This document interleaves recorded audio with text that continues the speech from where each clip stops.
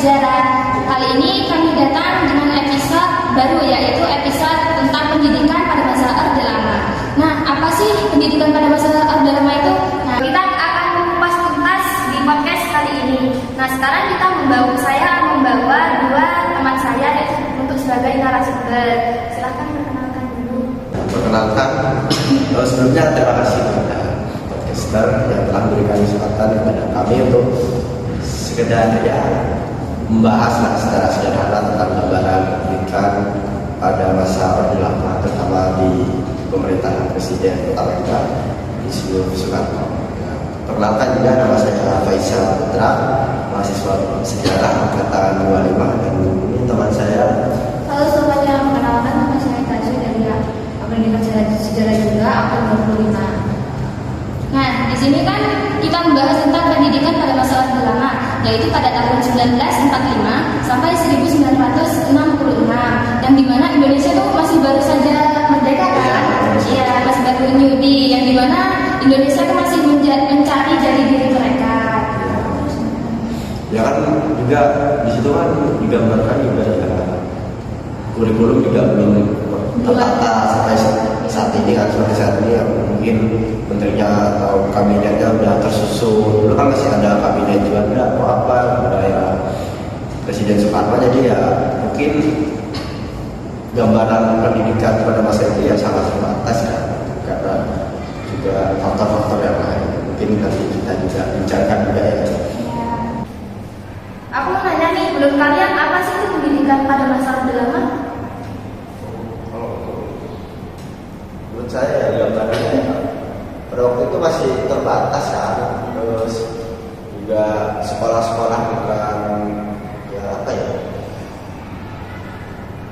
bukan seperti saat ini. Jadi dulu itu setahu saya juga ada namanya SPR, sekolah rakyat, yang bisa diakses oleh kalangan umum ya,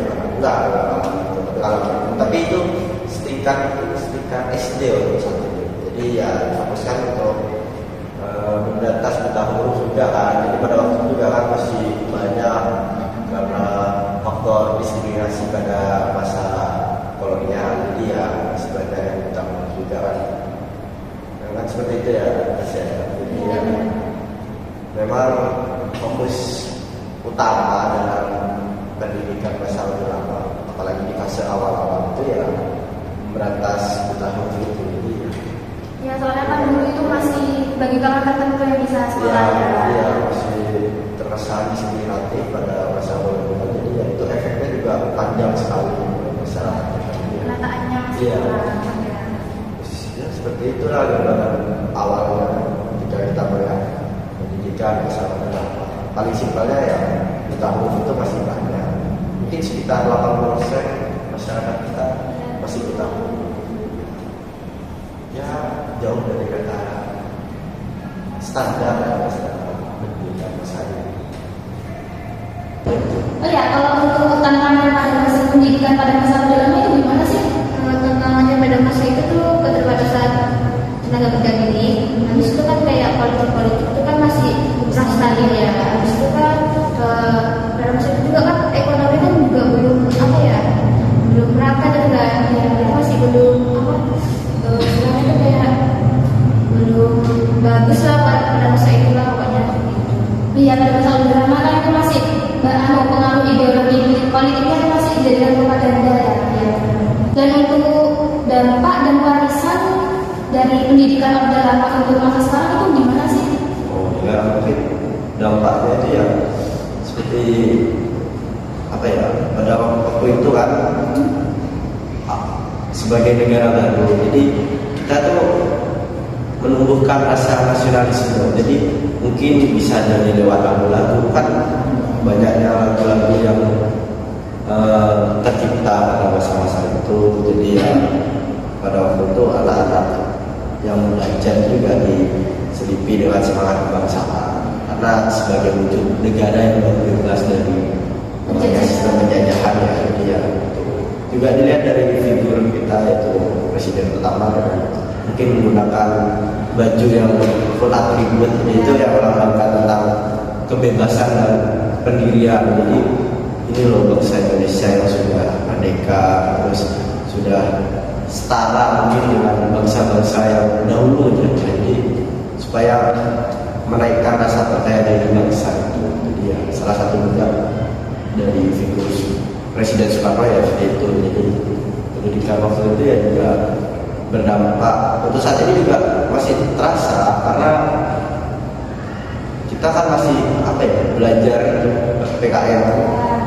Itu juga supaya kita tidak lupa semangat kebangsaan, menjaga persatuan pasca merdeka. Ya kayak gitu. Dan untuk seragam kan sekarang kita sekolah tuh sudah pakai seragam nih. Nah itu termasuk warisan nggak dari masa-masa penjajahan juga sebelum masa Belanda? Ya kalau warisan mungkin ya itu mungkin juga dari penjajahan Jepang juga.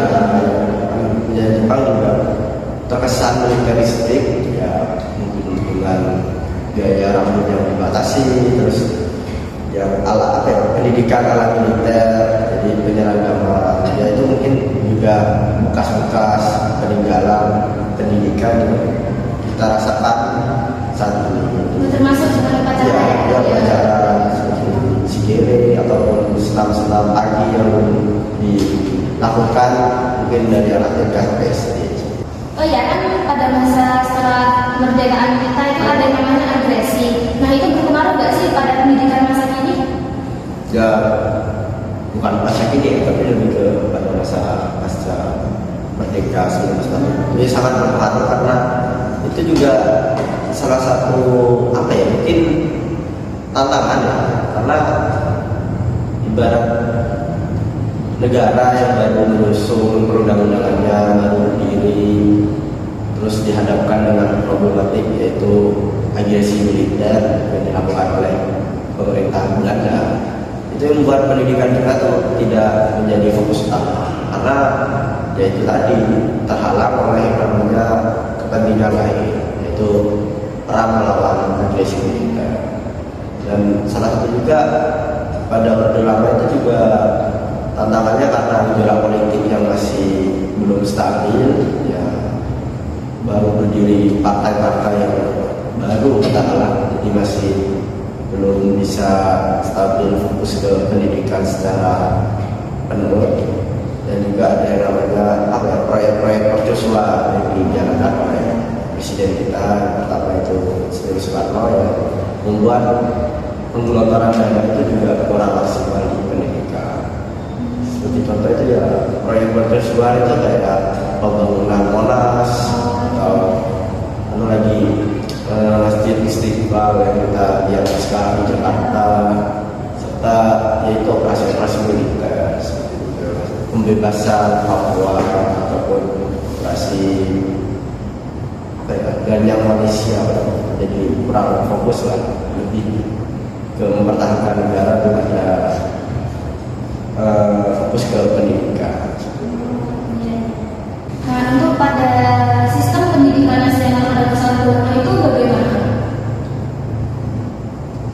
Menurut saya ya, pada tahun itu tuh kan ada udah ditetapkan Undang-Undang Dasar pada tahun 1950 kan, ya kan?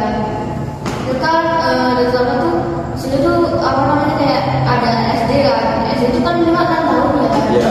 6 tahun kan, terus itu kan ada menengah. Ya menengah Pertama itu kan cuma 3 tahun. Nah disitu kan ada menengah atas juga SMA itu juga 3 tahun kan. Disitu kan juga ada kayak ada yang kayak juga tinggi. Iya, bukan tinggi tapi lebih ke kayak sekolah dulu. Jadi menurut saya itu mungkin tingkatannya kayak D3 atau D2 gitu. Jadi ada percepatan di situ, udah harus S1. Ini nih era ini bertahan sampai pendidikan seperti ini bertahan sampai era modern sekarang berarti kan? Ya kurang lebih masih ada bekas-bekas gitu, kayak SD harus 6 tahun, terus SMP 3 tahun, SMA 3 tahun. Jadi ya struktur kayak itu mungkin masih membekas. Jadi masalahnya itu kurang lebih 12 tahun sama kan seperti saat ini. Cuma bedanya pada waktu itu mungkin kualitasnya ya. Jadi kayak SD-nya tuh bukan yang seperti sekarang. Iya, Dulu kan ada ya, dulu kan yang terkenal kan sekolah rakyat SD. Ya, Aku cuma itu doang kan, cuma kalau kata juga ya, bisa. mungkin Kalau masih sekarang belum. kan udah keseluruhan. Kalau sekarang mungkin ke pelosok mungkin sudah ada SD. Kalau dulu kan mungkin masih di fokus di kota-kota atau mungkin masih Kota-kota yang bisa. apa ya, terbelenggu di daerah Jawa dan sekitarnya. Untuk Papua mungkin masih belum di, ya mungkin ada tapi enggak serata sekarang. Ya, kayak gitu. Nah kalian kan tadi juga membahas tentang Undang-Undang Dasar Nomor 4 Tahun 1950. Itu kan bahas tentang kayak penetapan Ya, Iya. penetapan disahkannya pendidikan pertama di Indonesia. Itu terjadi kapan sih? untuk penetapan peraturan pendidikan pertama di Indonesia itu disahkannya itu 2 April tahun 1950, yang isinya itu tambah tentang menetapkan sistem yang saya tadi sebutkan, itu sistem pendidikan yang ditempuh selama 6 tahun untuk tingkat SD dan 3 tahun untuk tingkat SMP dan 3 tahun untuk SMA. Dan di undang-undang itu juga ditetapkan untuk penghapusan sistem kolonial. Dulunya pendidikan itu sangat diskriminatif, terus terbatas lah. Dia itu di undang-undang itu menjamin untuk hak yang mendapatkan pendidikan ke semua warga Indonesia. Jadi ya ada apa ya? Ada landasan fondasi untuk peraturan pendidikan pada masa Orde Lama itu. Disahkannya 2 April 1940.